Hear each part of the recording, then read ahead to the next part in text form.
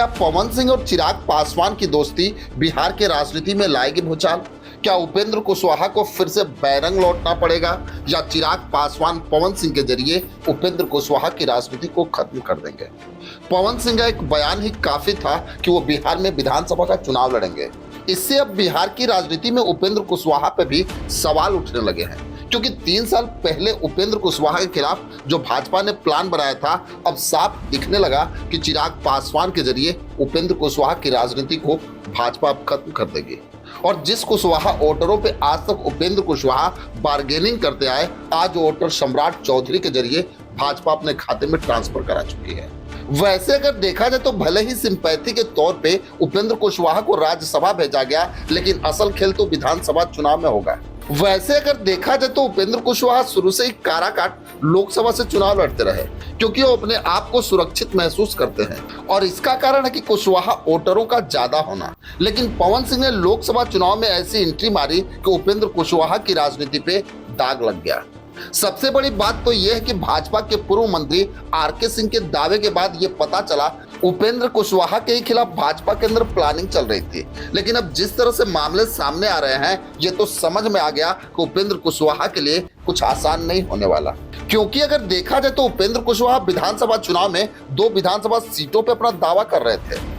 पहला काराकाट विधानसभा सीट और दूसरा डेहरी ऑन सोन विधानसभा सीट। इन दोनों में से कोई एक सीट उपेंद्र कुशवाहा का कहना था कि विधानसभा चुनाव में हमारी पार्टी को दिया जाए। लेकिन अगर राजनीतिक सूत्रों की माने तो पवन सिंह की पत्नी ज्योति सिंह ये ऐलान कर चुकी है कि वो काराकाट विधानसभा से चुनाव लड़ेंगी। और इस स्थिति में चाहे ज्योति सिंह किसी भी पार्टी से चुनाव लड़े, लेकिन उपेंद्र कुशवाहा का वही हाल होगा जो लोकसभा चुनाव में उनका हुआ।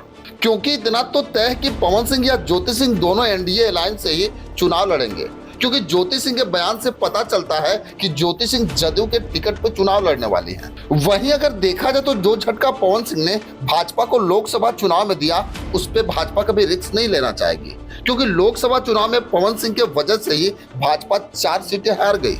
वहीं जब ज्योति सिंह को जदयू टिकट दे देगी तो फिर उपेंद्र कुशवाहा का सपना पूरी तरह से टूट जाएगा। वहीं अगर डेहरी ऑन सोन की बात की जाए तो यहाँ से चिराग पासवान अपना दावा कर रहे हैं और अंदरूनी सूत्र तो ये बता रहे हैं कि पवन सिंह चिराग पासवान की पार्टी से ही चुनाव लड़ेंगे। अगर सूत्रों की माने तो सारी बातें फाइनल भी हो चुकी हैं। अब तो उपेंद्र कुशवाहा की राजनीति पे ऐसा लग रहा है कि बट्टा लगते दिख रहा है, क्योंकि सूत्रों की माने तो भाजपा उपेंद्र कुशवाहा को 4 सीटों से अधिक विधानसभा सीट नहीं देने चाह रही। यानी मतलब साफ है कि उपेंद्र कुशवाहा की राजनीति पे ब्रेक लगाने की पूरी तरह से भाजपा ने तैयारी कर ली है।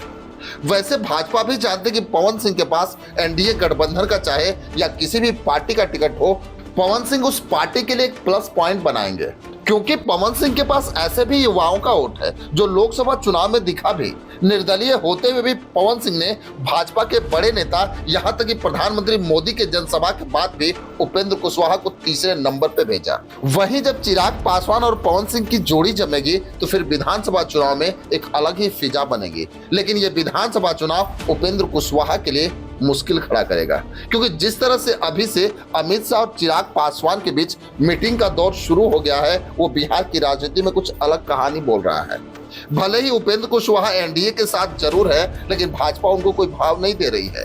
वहीं अब चिराग पासवान की राजनीति जिस तरह से दिन प्रतिदिन निखर रही है, विपक्षियों के लिए आसान नहीं होने वाला।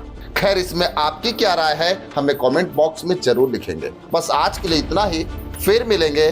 जय हिंद।